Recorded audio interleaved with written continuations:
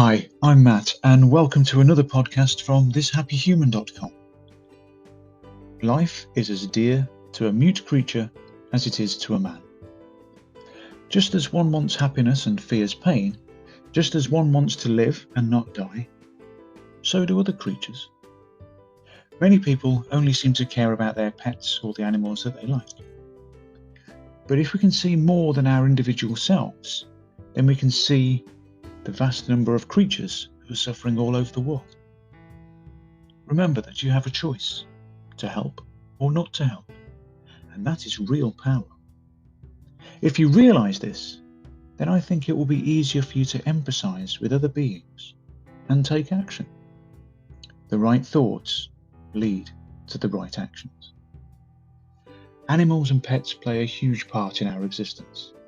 Now, I'm not a farmer. It's not my place to talk about the welfare of cattle or sheep.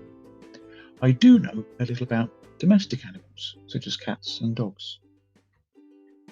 Life is as dear to a mute creature as it is to a man. That quote, attributed to the 14th Dalai Lama, gives us some guidance about how we can help animals that are in distress. 1. We can donate to a local animal shelter or rescue. Donating to your local animal shelter is an easy way to protect animals and make a difference in your community. Many people don't realise that there are many animals in shelters waiting for a second chance to find a home, just like the abandoned pets that people bring into those shelters. The environment there is often very stressful, depressing and crowded for the animals, who are kept confined for weeks or months, before unfortunately being euthanized if they haven't found a home. 2. You could adopt a pet from a shelter or rescue group. Adopting a pet is easy. Not only will you save an animal's life, but you'll get to know your new companion in no time. Most pets are already spayed or neutered, they're vaccinated and microchipped. You could volunteer at your local shelter. Do you want to know what it's like to be a dog walker? How about a cat cuddler? Volunteering is a great way to get these hands-on experiences and know firsthand how you're making a difference in your community. 4. Stop supporting indiscriminate breeding. There are already millions of pets in shelters who need homes, while many people are buying more and more animals every year. Puppy mills continue to exist because they make money for the breeders. But the suffering of the dogs in puppy mills is hidden from view by people who claim that they are providing a valuable service. 5. You can sponsor an animal in need through an animal welfare organisation.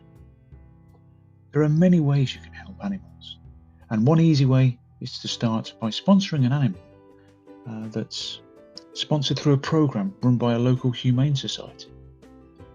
In the UK, the RSPCA runs one of the largest national sponsorship programmes, where you can sponsor a dog and even an entire kennel full of dogs. 6.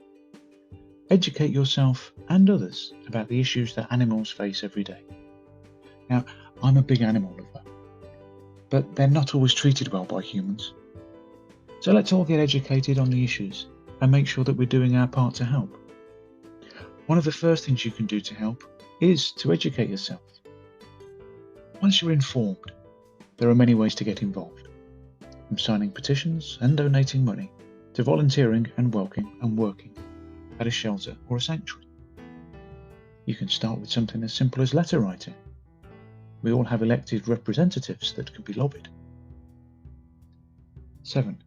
Make a difference in the life of one animal and know that you are helping to make the world a kinder place for all. You don't have to save a whole species in order to make a difference. You can make a difference in the life of one homeless animal by volunteering at your local shelter. Do you have time to sit and watch TV? Guess what else you also have time to do? Pets save our lives every day. Activity and companionship help with heart health, relieve stress and anxiety, reduce blood pressure, and strengthen the immune system. Being more active does help us live longer and healthier lives. So let's get active with our pets in healthy ways. But you can also go beyond these essentials.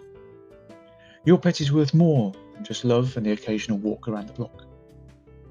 Pets are part of us in every way possible, which means they can help with some things that might not be so obvious. Being responsible for the health and welfare of an animal gives us purpose. It gives us a sense of responsibility, and that also comes back to help us too. What goes around comes around. How many times have you helped someone and felt good about it? The same applies to pets and other animals too. They may not be able to speak and explain their gratitude in words, but I believe that animals can communicate with us through their actions. A loyal and loving animal will want to be sociable and spend time with you.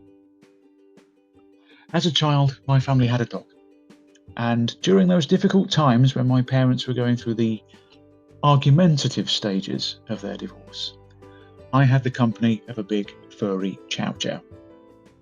Now, he couldn't offer me advice or guidance, but he was there to be a caring, considerate and loving companion. We both found places to hide when we needed to escape the uncertainty of what was happening around us. He got fed and had shelter, as did I. And I think we recognised that we both needed to feel safe too. For that feeling of security and comfort provided by that wonderful animal, I am truly grateful. And finally, thanks for listening.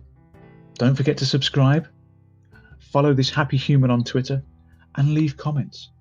I'd love to know what you think. All the best. Matt the Happy Human.